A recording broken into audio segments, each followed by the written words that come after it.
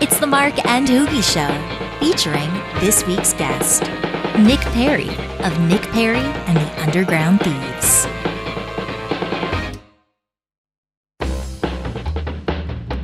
Hey, what's up? It is the Mark and HooGie Show. Thank you so much for tuning in today.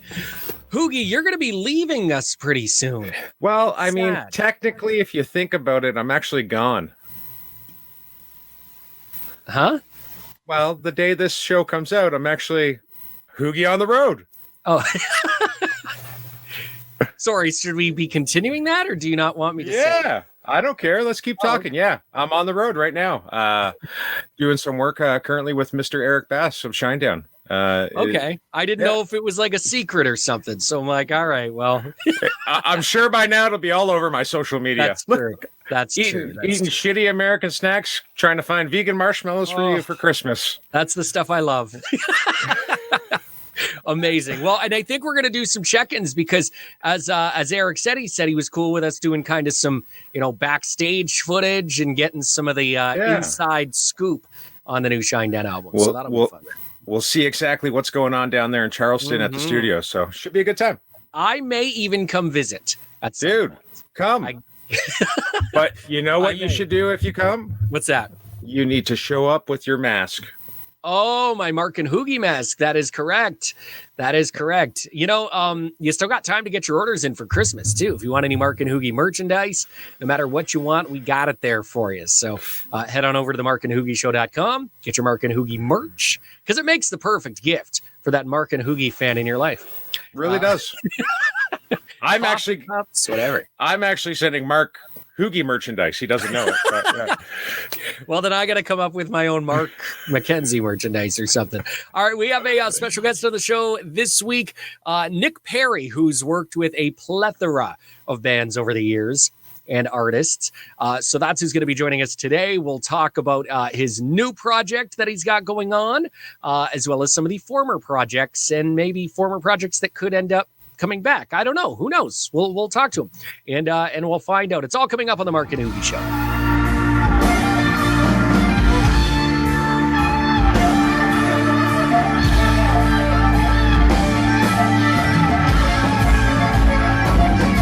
Hey, what's going on? It is the Mark and HooGie Show. Thank you so much for tuning in. And this week, our special guest is Nick Perri from Nick Perri and the Underground Thieves. It's a pleasure to have you here, man. Thanks for joining us. It is great to be here. Thank you for having me. You've been keeping busy. I know you got the new album that is available now. Do you want to talk about that a little bit?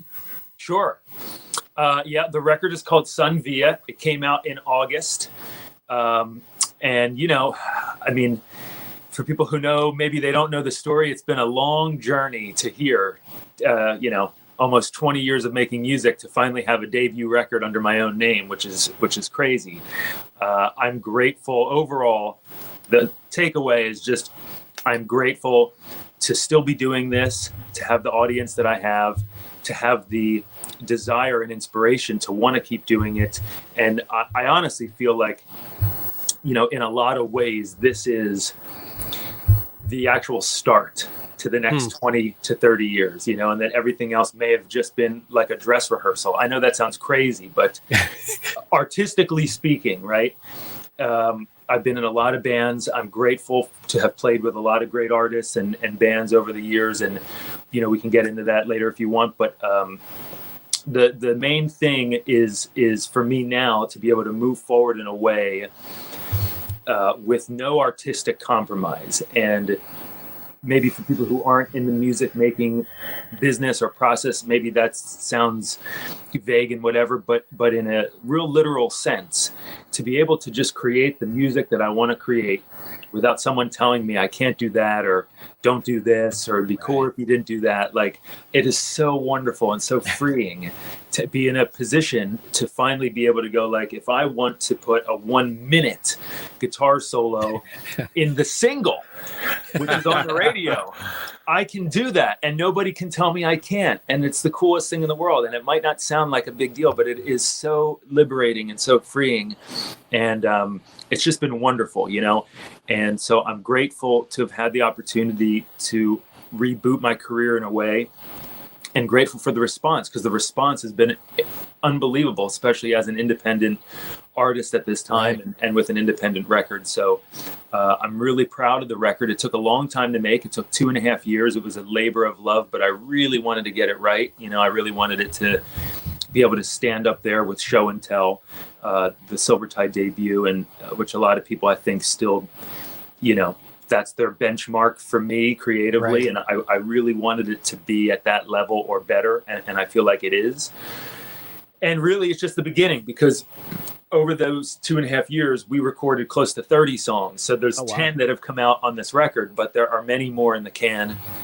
And it's a little bit daunting to even think about album 2 at this moment, because I'm still in the trenches of promotion for this one. But album 2 is already, even though it's going to be in the distance a little bit, it's already being discussed, and some vague plans are being made already. So it just feels great, because for all those reasons, it really does feel like this is a fresh start for me, and I'm grateful that I have the opportunity to do it. Hey, Nick. Oh, sorry, Mark. Yep. So I just want to, I noticed, like, you're talking about promoting and working with this new record, and, with everything going on with the whole, COVID thing, you're one of, the first bands to get out there, and you've actually performed, done drive-in shows, and you've been doing shows. What's that been like for you? Great question. The drive-in format, I had no idea what to make of it, because I think for anybody in my age group, and you guys are there with me, I remember, like, the very tail end of the drive-in era was like, I was a little kid, so I went to see like a drive-in movie with my parents in the back of the truck, and it was like, a Disney movie, like, that's how young I was, right? And so who would have imagined that 30 years later, drive-ins are making a comeback? But I thought it was a really well done and well thought out thing. Like, how cool that people are out there coming up with ways to move forward. And I know it's not the same. And of course, you don't have quite the same intimacy with someone in the front row right there, right? Yeah. Mm-hmm. But in lieu of that, knowing that that's not a possibility, I still think how cool a thing that it's A, even happening, and B, it was wonderful, I think, on both sides of the stage, because for us as artists, it was great to get up and play and go through that experience of playing. And, I got that nervous energy just like any other show. So from my perspective, it was just very similar to any other show I would have done. I'm like, kind of like the Energizer Bunny, like, you wind me up, you put me on stage, and then I do my thing, and that doesn't change whether there's one person in the audience or 10,000 or 200 cars, you know what I mean? And people are honking and, with the windshield wipers and everything. It was a trip. It was a total trip. Nice. So that, from my perspective, didn't change. Obviously, for the concert goer, it is a different experience. Right. But from what I heard, the feedback that we got, everybody had a great time.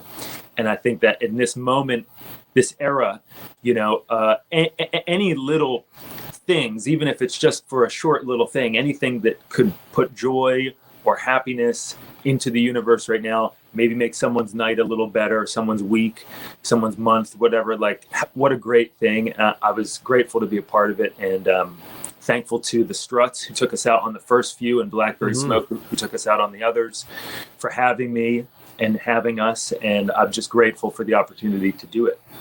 Was there a thought of maybe even, like, I'm sure there must have been some talk about, do I even release this album in the middle of a pandemic? Like, it's probably a little scary, because especially a debut solo album for yourself, right? Yes, well said. And there was that moment. So because of the schedule with vinyl and everything like that, like, we had about 3 months. We had to make a decision by May whether we were going to go for it or not.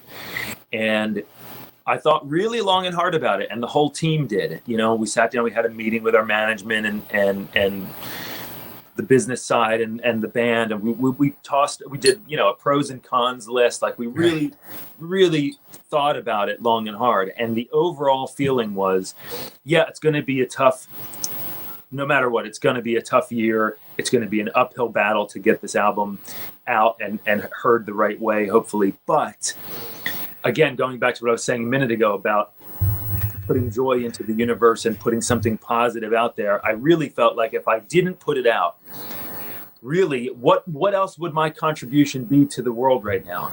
Like, even if in some minuscule, small way, I was able to reach some people and put some good vibes and some positivity, make someone's experience through this pandemic a little bit less shitty. Right.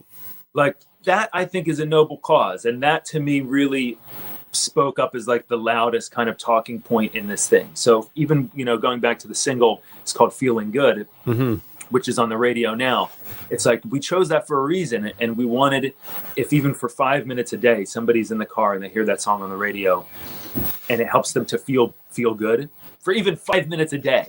Yeah. Like, then I think, okay, I did my job. I contributed something, you know? And again, I have no delusions that I'm changing the world and nothing like that. But if in some small way, in some small pocket of our universe right now, you know, people are feeling good and enjoying the record, and I had some small role to play in that, then that would make me feel good. So that's overall that won the argument, you know? Right. And it has been a challenging thing, and but we do feel good about it, and we feel good about the process, and it seems the response, you know, has been overwhelmingly positive. So perhaps in that quest we were successful. And then I guess, yeah, because you kind of look at it two ways. Do you release it now or do you wait? But then if you wait, I mean, next year I think every band and their brother and sister and grandma are going to be releasing new music. So then it's like, now you're kind of competing with all these other new albums that are out all at the same time too, right? So yeah. and it gave me, it gave us something to stay focused on and to keep moving forward, to put one foot in front of the other. I've been saying, like, who knows we don't know about tomorrow, right? Right. We only have today. And so I try every day to just do one thing towards the direction that I want to go in. And I'm really grateful because that record, like I was saying, it took a long time. And in the middle of it, I was like, like I wanted it out last year. I wanted it out the year before. And I was so bummed it was taking a while. And, but how weird that the universe works this way. Like, it was done in just enough time when things started to lock down. We had the mixing done, and it was like it was done in such a way that it was set up to be released during this year. And I actually think in some weird way it was meant to play out that way for this album, and I tried not to overthink it and tried not to fight it. Overall, I just wanted to get it out and share those songs, and because a lot of these songs we've been playing now for a number of years, so they're new for a lot of people, but for us, you know, we've had them a while. So I also, the other part of it is sharing it and then being able to kind of move on artistically, which I never would be able to do if this wasn't already out, you know? Right. Absolutely.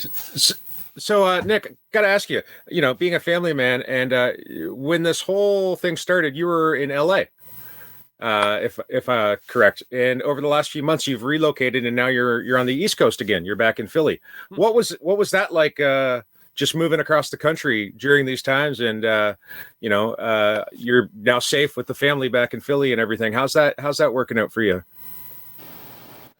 It was a crazy process, but I actually think that we executed it quite well. So I was in LA for a long time, but then we actually moved down to Orange County when we had my daughter. So we're kind of halfway between LA and San Diego, and it was a beautiful place to live. But when this all happened, and to be fair, we were talking about it for the last couple of years. My folks are getting older. They don't have the relationship with my daughter that my wife's parents had in California. And I really wanted to be back on the East Coast. Also, the band I built to be, you know, the Underground Thieves are all Philly musicians. I wanted it to be kind of going home in a sense, artistically and musically. So I've been, for the last couple of years, pretty much bi-coastal, where I'm spending months, you know, on the East, months on the West, back and forth. The album was made on both coasts. I was taking hard drives between both coasts. And bi-coastal sounds fancy. And like, oh, yeah, I got a house here and a house there. Woo, you know, but it's like, in all reality, it was really tough, and you're always away from someone. So it's like when I'm around my band, and I can also have the luxury of seeing my parents and stuff, and my other family, I'm away from my wife and daughter, and vice versa. So it was this kind of, felt like I was caught in the middle. But when the pandemic happened, it's like, you start to take stock and go like, wow, if I could be anywhere in the world right now, where would I want to be? And the answer was close to my family, and in an ideal world, have my wife and daughter with me. So it wasn't, I was with everybody. In a dream world, I could just have everybody in one place. So I started to think about how would that look? Excuse me. And at that moment, nobody was flying. So it was like, okay, well, are we going to drive? How are we going to do this? And I looked into renting an RV one way. And so what we did was we put the bulk of our stuff into these storage pods that were sent out separately. And I basically just put my cats, my wife, my daughter, and my guitars in an RV. And we drove across the country. We hit like the Koas and the campgrounds and stuff. But it was a really cool, very self-sufficient way to do it, because we could cook in there, we could shower in there, we could do everything that we needed to do in our own little bubble. We didn't really interact with too many people, but it was really enjoyable. And for my daughter, who's 6 years old, she got to see so much of the country that she would never see. So she loved every minute of it. That my wife and her had a map in the back, and they were like drawing on her map. And so for them, it was really enjoyable. And for me, it was like, I just need to get them safely from point A to point B. I felt like the dad, like I'm on a mission, Yeah. And so it worked great. So I'm grateful that this was back in May. And, it's the whole summer I got to spend, with my family here on the East, and my parents, and we're all together, and it's been wonderful. So I'm grateful that it went as smooth as it did. And it 1000% feels like the right move. Nice. Awesome, man. Well, we're going to take a really quick break. We'll come back. We'll play a little game called Would You Rather? It's coming up in just a couple minutes right here on the Mark and HooGie Show. Hi, this is John Harvey from Monster Truck, and you're listening to the Mark and HooGie Show. Spartan Brews Coffee Company, simply the best coffee in the world. Spartan Brews Coffee Company is determined to provide coffee drinkers an uncompromising roast that is extremely pleasing and provides a smooth taste with just the right amount of body that every coffee drinker will appreciate. Visit them online at spartanbrews.com and use our promo code MAHS20 to save 20% off roasts. That's MAHS20 at spartanbrews.com. Why leave the house to go shopping when you can buy from your couch? Buyfromyourcouch.com strives to give their customers unique quality products and service at the absolute best price. Choose from one of their fashionable and washable masks and keep yourself and others safe. Plus, check out their top quality shirts, bar supplies, and more. Just visit buyfromyourcouch.com. True Pura CBD, a new CBD brand from the creators of Incredibles. Love yourself and enhance your wellness with trustworthy CBD products by True Pura. Use our promo code MH15 at checkout and save 15% on your order at truepura.com. That's promo code MH15 at checkout over at truepura.com. Bestronix Pro Audio, providing high-end and durable audio cables for the professional musician. All cables are custom made to order and manufactured right in the USA using premium components. Check out our custom pedalboard and rack builds. Visit best-tronics.com and don't forget to follow us on our socials. Homegrown Boone's Bourbon, founded by American singer-songwriter Tyler Boone from the Striped Pig Distillery in Charleston, South Carolina. It's 117% proof, 75% corn, 21% rye, and 4% barley. True American-made bourbon, aged in brand new American white oak charred barrels. Order a bottle online today. DrinkBoonesBourbon.com. Will soon be available in Edmonton, Canada, and in Europe. Would You Rather is brought to you by Spartan Brews Coffee Company. Visit them online at spartanbrews.com and make sure to use promo code MAHS20 to save 20% off all roasts. That's promo code MAHS20 to save 20% off all roasts at spartanbrews.com. Hey, welcome back to the Mark and HooGie Show. Welcome to Would You Rather, presented by Spartan Brew. Make sure you use our code MAHS20 to save 20% next time you're shopping with spartanbrews.com. So, Mr. Nick Perri, Would You Rather? This is where we're going to present a a question to you with two options, and you basically let us know what you're thinking. So I'm going to kick it off. Would you rather lose half of your hair or half of your hearing? Oh. I knew that these weren't going to be easy, but I think I've had They never are. I've had good practice playing with my daughter, and hers are impossible. So I would say I definitely rather lose half of my hair. I depend on my ears, to make records and to hear the tone I work so hard on. So it would have to be the vanity, unfortunately. Okay. All right. I already can't hear, so. Yeah.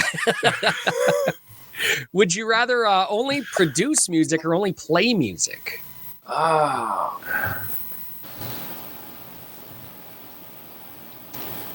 If I had to pick one, of course it would be playing. I would have to continue playing. Right. Yeah. But Okay. That's tough. I love. You're like, I don't want to give up the other stuff. I don't want to give up the other. Yeah. No. All right. Okay, so would you rather have a dog with a cat's personality or a cat with a dog's personality? I'm such a hardcore cat person. I would have to have the cat with the dog's personality and hope for the best. Okay. How many cats do you have, by the way? We currently own 3 cats. And they're all hairless, correct? 2 are hairless. Okay. 1 has hair. Yes. And it feels like the Griswolds over here. It's just like, and my wife has a snake. So, we have the snake in the RV. Oh my God! I was just gonna say, I'm like, wait a minute, you didn't mention the snake earlier. Yeah. It's not like a killer would harm anybody. What is it? It's a corn snake. Okay. Right. But it's like 6 foot long. That's a big ass snake. Not doing it. It's small, but it's like, Yeah. How do the He's cats like, now get forget along? it, I'm out. Well, how do the cats get along with the snake? And They I'm sure stay there's- separate from the snake. We don't bring I the was gonna snake say. out around the cats. smart. The snake is in a I forget the name of the thing, terrarium or something. It's like a giant glass cage. It's a giant glass cage of emotion. It's just like in like a huge like fish tank, and it does its thing in there. Every once in a while, the cats will try to like jump on it and look down. Oh, geez. But the truth is that the cats think that they could, totally F this thing up. But we think, God forbid, and we hope that it would never happen. But if the snake ever got out, it is a constrictor. So we think that, the snake would do some damage. I would be putting my money on the snake. Yes. Yeah. And again, hopefully it never happens. But Yeah. And It's never going to happen. But we keep it separate. You are aware, though, cats are psychopaths, right? Like, they're secretly trying to kill take you. over the world. Yes. There's no doubt. As long as you understand this and you're aware. I'm fully aware. And if my cats had thumbs, they would definitely have killed us already. Yes, absolutely. Yeah. But we like to say it's just the cat's world that we're living in, because everything we do, it's always in consideration. Like, we're going to go this weekend, to visit some family for Halloween. And it's like, we're planning the entire trip around the cats and what we have to do for the cats. And we have to make sure that the cats have this and it's always about the cats. Yeah. Would you rather have an extra hand or an extra foot? Where would the hand be growing out of? It would just be another hand. Wait. Would it be an arm, an extra arm? An extra. We can say that there would be an extra. Okay, so yes, we will go with a leg with a foot, an extra leg with a foot, or an extra arm with a hand. Definitely arm with a hand. Why not? Yeah. Really? See, I feel like you could run faster. Maybe not, though. Yeah, but I'm not. You're for a living. I'm not. Sure, you're not you're not running away from people. Yeah, true. Hopefully, you're doing things. You got that extra arm. You're cooking an omelet. You're whatever. You can be cooking. Then the other hand has the mushrooms or whatever. You're cutting mushrooms over here. It's just getting things done way quicker. Even playing the guitar, you could like be drinking a coffee while you're playing a guitar. Playing rhythm right? and playing lead at the same time. Yeah. Double neck. I love it. Hand on each neck. And then I can move this hand to strum between the two. Yeah. It's so creepy to think those things, but then if you start going deep, it's like, but what if we were born with 3 arms? Then we'd think, oh man, that'd be weird if we only had 2 arms. Totally. You know what I mean? Like, I don't know. I think about this all the time. When I look at my cats, they have an extra limb. It's a tail. I mean, right. They're aware of it. They have control of it. They can move it. Yeah. To us, it's like, ooh, it'd be so weird. How would we do it? But But we used to have tails, supposedly, right? Humans used to have, that's why we have the tailbone, right? So, All right. And they say we're going to lose what? Like our pinky, like the small finger eventually is just going to be gone and we're only going to have 3 fingers and a thumb. I don't know if you read into hundreds of thousands of years from now. My guitar playing wouldn't be the same. No. Got to make sure you keep that. Got to have that pinky. Yeah. I mean, piano, any instrument, anybody who plays an instrument, I think they need that digit. Right. Yeah. All right. Okay. All right. So would you rather have lunch with Ozzy Osbourne or lunch with Dee Snider? Ooh, I've had lunch with Dee Snider many times, so I want to go with Ozzy because I love Ozzy. Okay. Really? Now, why have you had lunch with Dee Snider? Like, you guys are that close? Yeah. So when I was in Silvertide, Dee at the time had a radio show, and I don't know if he still the House of Hair, or like he is regular. I think he had a regular, just everyday radio show too. He had an everyday show, like 5 days a week. Yeah. Yeah, and I think it was syndicated in Philadelphia on a station called YSP, which is no longer in existence either. But Dee got a hold of the record and loved the record, and he was very vocal, very, very outspoken about loving the record. He would work out to it in the gym, he would say. And so we were doing a radio station show for 93.3 MMR, which is the big rock station in Philly. Yeah. And one year, Silvertide was the main act at this radio show, and somehow it was set up. Dee came on stage, and we did Communication Breakdown together by Led Zeppelin. Nice. And he destroyed it. He can sing Nice. Zeppelin like no one's business. Like he can hit the stuff that Robert Plant can't hit anymore. Like really, dude can sing. And so we became friends through that and stayed in touch. And at some point in time, I want to say it was like 2013, 14, he called me and asked me if I would play a couple shows with him and produce a song that he was working on. And so there was a moment of collaboration that happened. And through that, we actually played, we did like a big thing for Harley Davidson in Montreal. I want to say it was like 2013. But anyway, we had lunch, we had dinner, we had wine, we had steak, I had the honor of hanging with him a number of times. So Nice. Many meals. Many meals. He likes a good steak, and who can blame him? Nothing wrong with that. Awesome. Alrighty. Well, there you go. Would You Rather, brought to you by Spartan Brews. Again, save 20% with our promo code MAHS20. We're going to come back. We got some listener questions for Nick Perri. It's the Mark and HooGie Show. What's up? This is Ben Wells from Blackstone Cherry. You are watching the Mark and HooGie Show. Adventure Mystic is Mystic, Connecticut's premier paddle sports destination, featuring bike, kayak, and paddleboard rentals, sunrise, sunset, and full moon paddle events, kayak and paddleboard lessons, tours, and private parties, paddleboards, skateboards, snowboards, and so much more. Now shipping anywhere in North America. Order online at adventuremystic.com and follow us on Instagram and Facebook. Support the Mark and HooGie Show by purchasing your very own Mark and HooGie Show merch. Shirts, hoodies, hats, coffee mugs, and even flip-flops. You know you want to walk all over them, just like their kids do. So head over to the merch page at themarkandhoogieshow.com today. Rev Amplification is committed to innovation, tone, and service. Check out the new Alpha Series, the all-new G20 and D20, as well as our great line of pedals. The plan from the start with the G-Series pedals was to recreate the tone of our amplifiers. You can pick that up in one of the 3 options, the G2, G3, and G4 pedals, and they're available today over at RevAmplification.com. WB Gear. We are determined to help get artist endorsement and the gear you need. Featuring brands such as SIT Strings, Prestige Guitars, Bestronic Pro Audio, Rev Amplification, Guitar Gifts for You, Neat Audio, Big Ben's Nut Sauce, In-Tune Guitar Picks, Mental Case Inc., Rockstock Pedals, and Barefoot Buttons. New artists can apply at WBGear.com today. Prestige Guitars. We manufacture both solid and semi-hollow body electric guitars, bass guitars, and acoustics, using only the top components. Whether you're on stage, in the studio, or at home, Prestige Guitars will ensure that you sound, feel, and look the best each and every time you pick it up. Check out our new custom shop online at prestigeguitars.com. Ask a Question is brought to you by Adventure Mystic.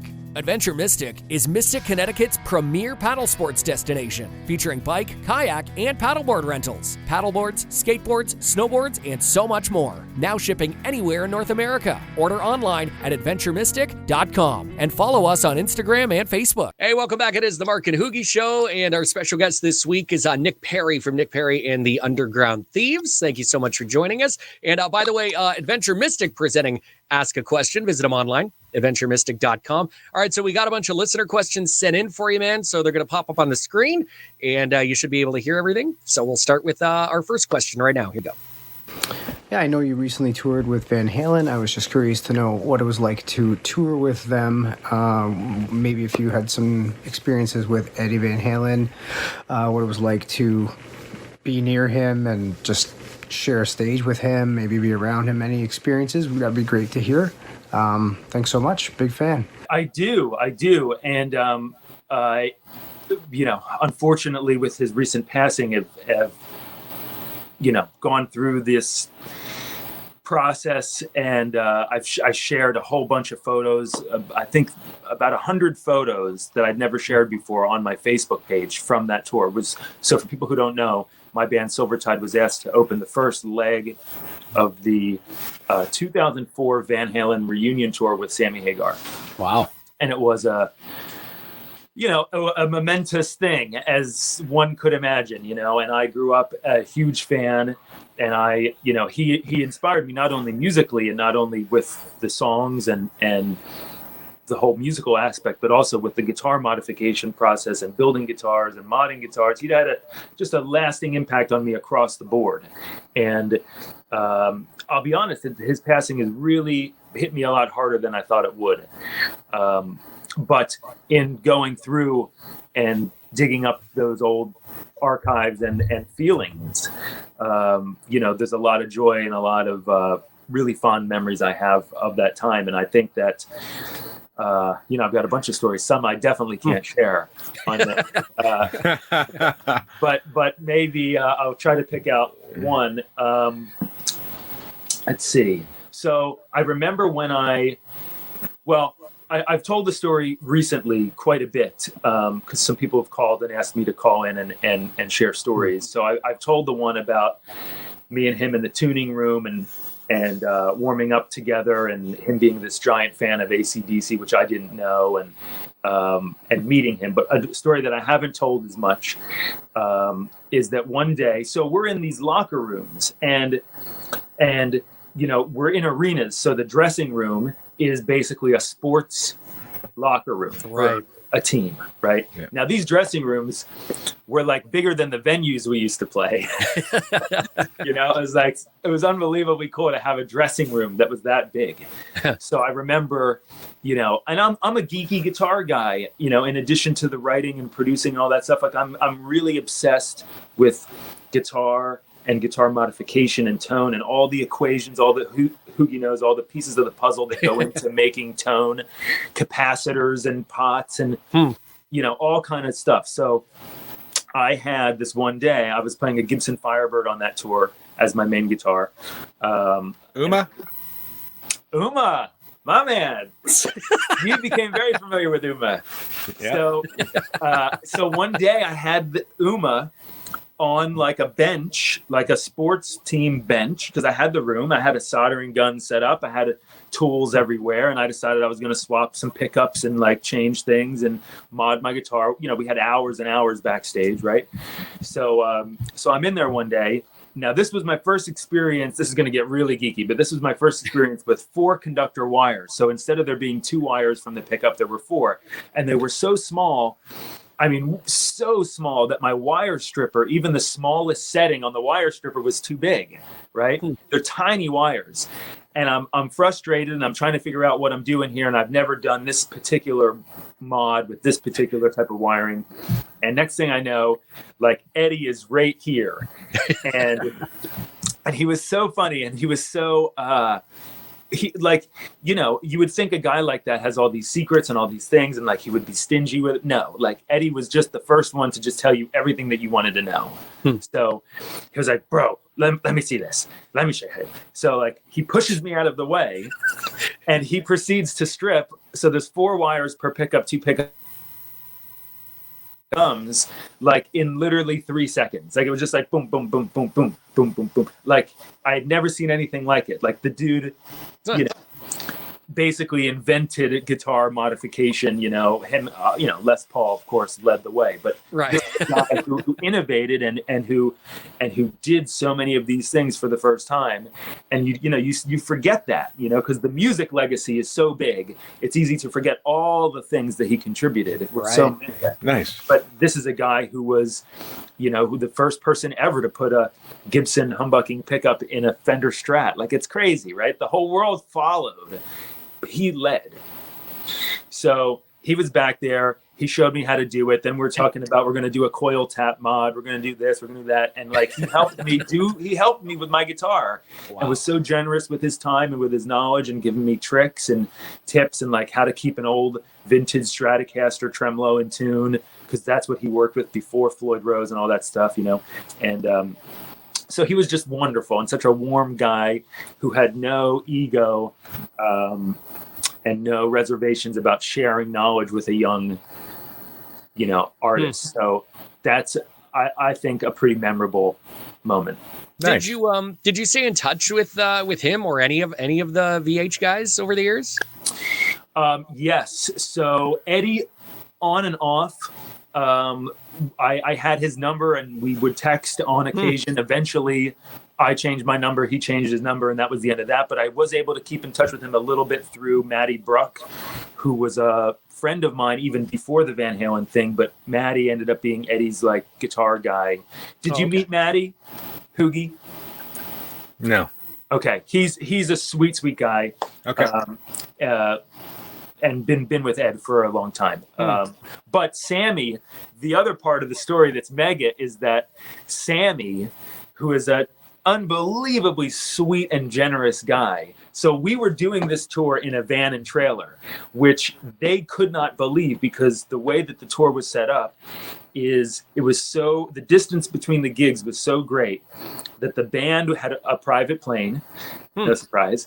Yeah, they were flying between dates on a private plane, and they had 2 complete different rigs with tractor trailers that were doing the leapfrog thing. Right. So they'd go to one city, set it up, do 1 or 2 nights in that city, but another set of gear was going to the next city, setting up the same thing, so they could keep leapfrogging and cover vast, distances, blah, blah, blah. So one day, Sammy, I'm sitting in the van with my drummer, Kevin, and I think we were smoking a J. And next thing I know, I look out the window, and Sammy is there, just like in front of our van. And I'm like, whoa, what's going on? And, we open the door, and Sammy's like, man, I said that it was impossible. I said that no band could be following this particular schedule in a van, because it's just not, you're not set up to do it. Typically, if you have a bus, it's like the driver drives all night, the band gets to sleep, and they wake up and they do the show and wash, rinse, repeat, right? But in a van, it's a whole different thing. So what we had to do, thankfully not every night, but on a number of nights, the distances were so great that we would finish our show. Mm-hmm. We would pack up our van and trailer. We would start driving and have to drive to sound check the next day with no brakes. We would all just rotate positions in the van driving.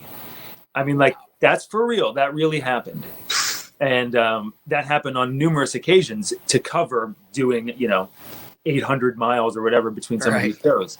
So Sammy just thought, he was like, I cannot believe that you guys are doing this. I would like to help you. I'm going to pay for your first tour bus. Stop it. And we were like, is this the weed talking? Like, is this real? Did this really happen? And so pass the joint. Yeah, pass the joint. So we finished the tour, and we go back to Philly. We're gearing up for the next tour. I don't remember if the next tour, who it was with. I can't remember because we did Velvet Revolver either right before or right after Van Halen. I think it was.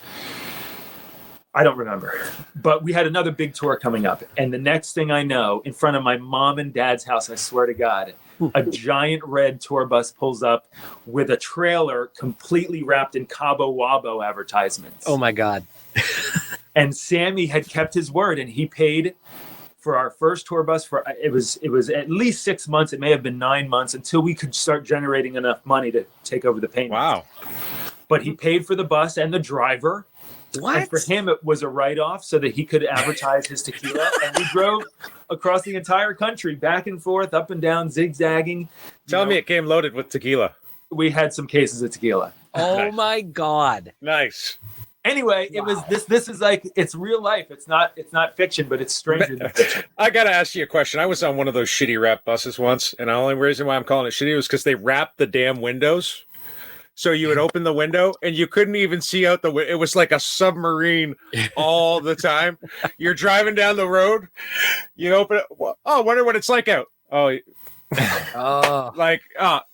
could you at least see out the windows? We could. So it was just the trailer that was wrapped. Yeah. So the bus was not. The bus was not. Yeah. That would be crazy, though. I mean, without windows, yeah, you would be in a submarine. Yeah. 3 months in this thing. Oh, man. Wow. Yeah. Shitty bus. Well, I mean, I already knew Sammy was a nice guy just from hearing stories. And now that's not only confirmed it, but it's like beyond like, oh my God. That's and then, we stayed in touch. So we ended up opening a bunch of Sammy solo shows. Nice. And then Sammy had us come to Cabo Wabo in Cabo San Lucas, and we did his birthday party, and he paid for us to be with not only the band, but the band and wives and girlfriends. Wow. To be on the beach and spend a week in Cabo. It was nuts. That's a great one. Insane. I mean, Sammy, what a legend. Seriously. What a legend. And Eddie and Michael Anthony, Alex, they were all wonderful. They were all wonderful. Awesome. All right, let's go to our next question. Here we go.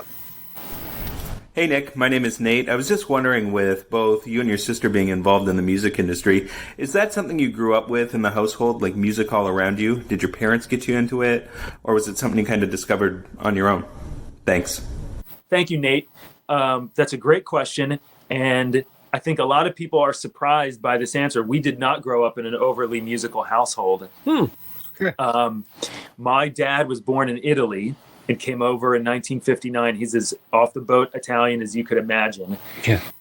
So growing up, there was no rock and roll coming from him. It was the three tenors and and Italian opera and Italian, traditional Italian music. Mm-hmm. On occasion, it wasn't even like it was an overt thing. It was just like on occasion that, when we heard music from him, it was that. My mom, she grew up in the 70s, of course, and the 60s, but she was on the softer side. So she was into like James Taylor and she wasn't really into rock, like, Led Zeppelin and stuff like that.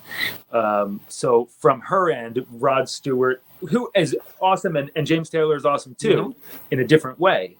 But again, it wasn't like that was on all the time. It was just like when she had a preference, she would prefer like, softer 70s rock or whatever. Right. So it wasn't like a big musical presence in the home. However, my aunt, my mom's sister, Terry, aka the Dode, who unfortunately is no longer with us, but she had the biggest impact on my life ever, and she was like the black sheep of the family. She had red spiky hair. She was totally into rock and roll. Nice. And she gave me, at like the prime time age, it was right place, right time. She gave me on cassette tape Pearl Jam 10. This was the 90s, Pearl Jam 10 and AC/DC Highway to Hell. And It was like, the effect it had on me I'm still feeling it right this second. Like, it's the reason why I'm sitting here talking to you right now. You know, it was profound. So that set me on a course that I immediately started playing guitar. And there was, like, from the moment I heard the sound of an electric guitar, like what it could really do, you know, it was music was in and school was out. So from that moment on, there was a unbelievable amount of music, and I started gigging, and it all happened fast because I got signed 16. I started playing at 12. So within those 4 years, it was like an overdose of music in the house. And I know my sister was picking up on it. And then I went out and on the road, and I know that she was heavily influenced by being around that whole situation. She started to play guitar and sing. And from that moment on, it's really been a very musical life. And now my parents are super into it. Like, my mom is actually this is a true story. She has called me from the car and to tell me that that AC/DC was on the radio, and boy, that Angus Young sure can play. And I was like, it's my mom. Like, she's totally tuned in now, which is cool. Nice. Amazing. Yeah. All right. Let's go to our next question. Hey, Mark. Hey, HooGie. It's your old pal Todd Dammit Kearns. We got to get together more often. This is absolutely unacceptable. Nick, my dear friend, I love what you do. I'm a massive fan. I know you're a guitar freak like me, old school guitar freak especially, but rather than a question, I'd just love to hear your thoughts on the legend, the myth, and the passing of the great Edward Van Halen. Oh, wow. I love Todd. What a great guy. Seriously, yeah. He really is. He really is. So, hi, my friend, and what a wonderful and thoughtful message, and thank you. I'm a fan of yours, by the way, so thank you so much. You know, we've spoken a little bit about Eddie in this interview, and I don't think I could overstate the effect he's had on me, even outside of meeting him and touring with him and all that stuff. If that never had happened, I got, as a kid, so there were a handful, like as we were just talking about discovering rock and roll and Pearl Jam and AC/DC at that age. Once I discovered rock music, I was trying to soak it up in any medium that I could. And this is obviously before YouTube and all that stuff, right? So I had records, I had cassette tapes. And then someone told me that Blockbuster Video could rent concert films. I didn't even know what a concert film was. You know what I mean? It's like, because I wasn't allowed to have MTV or VH1 in the house. My family was very conservative, you know, until the rock and roll kind of crept in. But it was very conservative. So I was not allowed to have MTV and stuff like that. So I went to Blockbuster Video and I started renting these concert films. And I had 2 VCRs, and I would dupe them. I would dupe the VHS tape so that I could return it. And then I would literally wear holes in these tapes. I would rewind them because that's how I was learning. So I got, really there are four that stand out. One was Song Remains the Same, Led Zeppelin. Let There Be Rock, AC/DC. There were the Tokyo Dome, Use Your Illusion, Tokyo Dome shows 1 and 2 on VHS tape. And then on VHS as well, Live Without a Net, which was the first tour with Sammy. I think it was 1986 from New Haven, Connecticut. This incredible concert film. And I can't tell you the effect it had on me. Like, it was just, you know, life-changing. So I would rewind the tape and like try to learn a lick and then play it back and then rewind it. And so I'm learning how to play from VHS tape, you know, and records and cassette tapes. And like I said, the effect it had on me, not only musically, but then it was like he inspired all of us to the idea that any one of us could take a hammer or a chisel or a saw, a soldering gun, and completely reinvent the way an instrument was supposed to be to suit our own needs. And like, how empowering and cool is that, right? Yeah. So I was also that's what got me started with working on guitars and modifying guitars and building guitars and all that stuff, which came later, but it all stemmed from that. And I asked my dad to teach me how to solder, and I was working on guitars and anyway, you know, so the effect it had on me was mega. And then of course, meeting him and touring with him was one of the greatest honors of my life. and career, and I have nothing but wonderful things to say. And special guy, and I don't feel special. And he's changed millions of lives. Like, how amazing, and rightfully so, because he was a trailblazer, a true innovator. I've been saying this, but I really mean it. In closing, at the table, there's Les Paul the man, there's Jimi Hendrix, and there's Eddie Van Halen. There's only 3 people sitting at that table, and that's how I really feel about it. Wow. Nice. All right, and our final question, it comes to us from Red Cup Jeff. Hey, Magnus and HooGie. Red Cup Jeff back again. This time I've got a question for a musician, a songwriter, a producer. I mean, man, this guy's done it all. His name is Nick Perri. He's been in bands like Silvertide, Mount Holly, his own sister's band called Christina Perri. He's been in Dorothy. He's worked with Perry Farrell. His latest band called Underground Thieves. He's had songs and soundtracks and TV shows, commercials. I mean, not too bad. But I want to know. Everyone wants to know. In 2006, you produced an album called Transformers Roll Out. Songs inspired by the Transformers. If you could form a band in Philly, of course, with one of 3 artists, it could be Optimus Prime from the Autobots. It could be Megatron from the Decepticons. Or it could be Grimlock from the Dinobots. Which one would you choose and why? And are they really more than meets the eye? And if you were a robot in disguise, what would you be? All right, can't wait to hear the answer. Until next time, Red Cup, roll out. Okay, I'm saying I'm going on record. I've been doing this in this business, interviews, answering questions for 20 years. That's the best question I've ever been asked. Ever. Wow. Mark's best friend. Wow. At least he called me Magnus. This, that's a bad. He's 20. We're 22 episodes deep, and he still hasn't gotten Mark's name right. Never once. gotten my name. He's been Manowar, Magnus, Malcolm, Matthias. Yeah. Yeah. Wow, that's incredible. Great question. A great question. And thank you, dude, for the very kind words in there.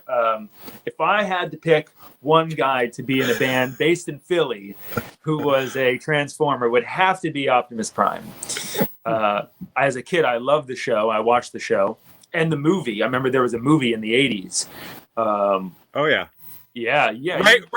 Right now, my household is overtaken by Transformers. My 4-year-old is going to be, or was Bumblebee for Halloween. Like, it's all he talks about. I've stepped on more Transformer toys the last year, but yeah, they're all over. I go take a shower. I got a Grimlock in my shower. They're all over the place. That's amazing. Well, yeah, it's definitely Optimus Prime. I mean, I guess I've always kind of rooted for, the good guy,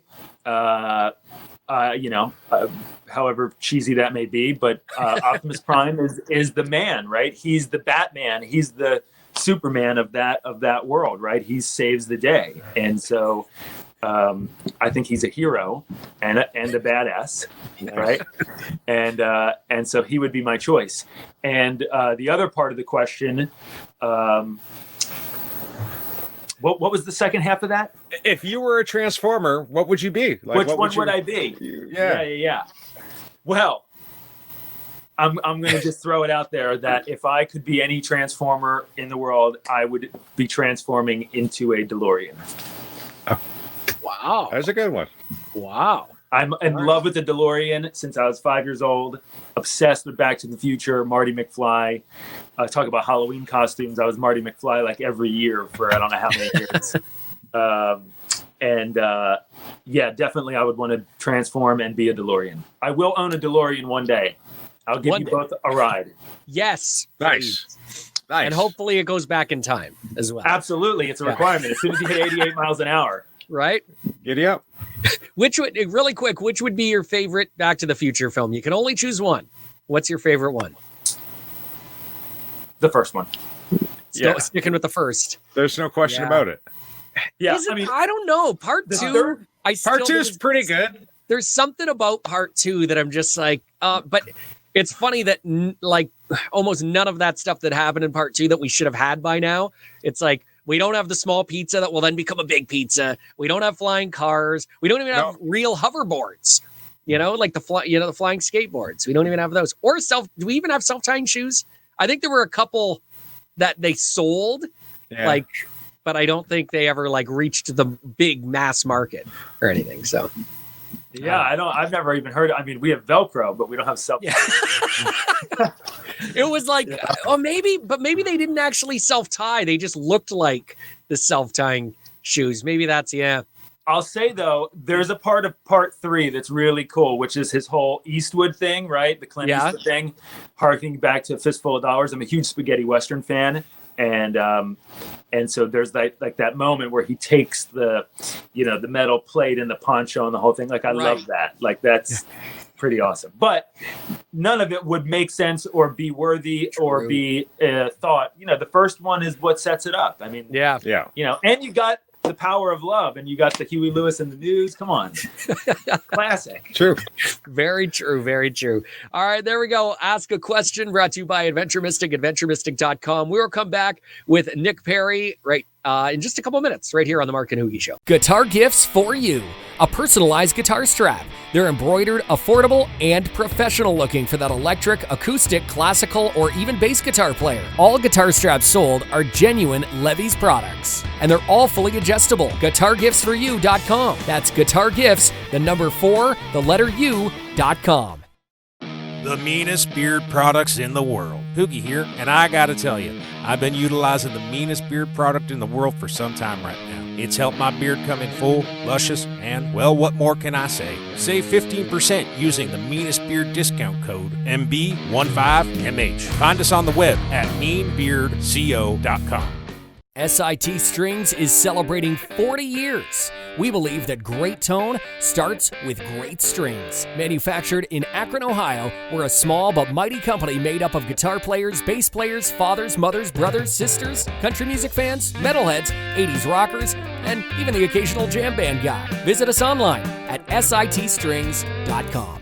Support the Mark and HooGie Show by purchasing your very own Mark and HooGie Show merch. Shirts, hoodies, hats, coffee mugs, and even flip-flops. You know you want to walk all over them, just like their kids do. So head over to the merch page at themarkandhoogieshow.com today. DeanBlundell.com is Canada's premier blog and podcast network. Our unique group of broadcasters, athletes, writers, and production specialists cover platforms that range from music, sports, radio and television, marketing, self-help, and even comedy. 11 podcasts, over 20 bloggers. Pure content madness. Check it out for yourself at DeanBlundell.com. Hello, it's Morgan from Seven Dust here, and you're watching the Mark and HooGie Show. Yeah, boy. Hey, we're back. It is the Mark and HooGie Show. Thank you for tuning in. Our special guest this week, Nick Perri from Nick Perri and the Underground Thieves. Latest album, Sunvia, is available right now. So make sure to pick it up, download it, do what you got to do. Do you have merch at your website as well if people want to buy some merchandise? I always like to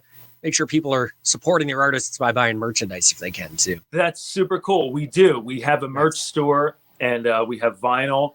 We actually have a limited edition Cactus Green vinyl that's available right now for a limited time. I thought you were going to say a cat vinyl, or because everything, I'm like, wait, what? And then cactus. I'm like, oh, that makes a little bit more sense. Cactus Green. I don't know what a cat vinyl would be, but I want one. I don't know. Hairless. But it's something to look into. A hairless cat. Hairless. Yeah. Yeah. Yeah, we have t-shirts. We've got a few different things there. So yeah, we appreciate any and all support. Thank you for asking. Awesome, man. And you said you're already talking about the follow-up because you already have so much stuff already recorded. Yes, I mean, to be honest, it is early. I don't want to jump the gun, but we would, in an ideal world, I would like to enter the studio probably at the later part of next year, and I'll be between now and then I'll be writing a ton, and I never stop the writing process. So whether I'm in the middle of an album cycle or not, I'm always writing. So the question is, if the material is good enough, does it bump other things down? Right. You're always just trying to write the next best song. That's my perspective. It's not even, and a lot of people know me from the guitar world and all that stuff, and I love guitar, of course, but it's not like I sit around all day and I just like solo by myself. Like, I spend most of my day writing songs and trying to write songs that mean something, that make me feel something, that hopefully can reciprocate, make other people feel something. If I can write a song that makes someone feel something, I've done my job. Of course, I love guitar, but the main thing for me is songwriting, and that's what I spend my time doing. So between now and then, I'm going to write as many freaking songs as I can and combine them with all the other songs that we have, and then we'll see what we've got. But I enjoy the process, and I'm, like I said in the beginning, to tie it all up, I'm grateful for the opportunity to still be doing it and to have what seems like a new and fresh start, and I'm, going to make the most of it. Nice. If I could say, I've known you for over a decade, and you've always made me feel good when I see you. Thanks, buddy. Hell yeah. Thanks. I love you, man. I love you. All right, and on that note, we will end this show this week. There you go, Nick Perri from Nick Perri and the Underground Thieves. Again, you can visit him online right there at nickperrymusic.com. Thanks so much for joining us this week, dude. It's been a pleasure. Thank you, brother. Thank you for having me. I really had a great time. You guys are awesome. Thanks so much. There you go. It is the Mark and HooGie Show. Take care. Bye. The Mark and HooGie Show. Visit us online at themarkandhoogieshow.com.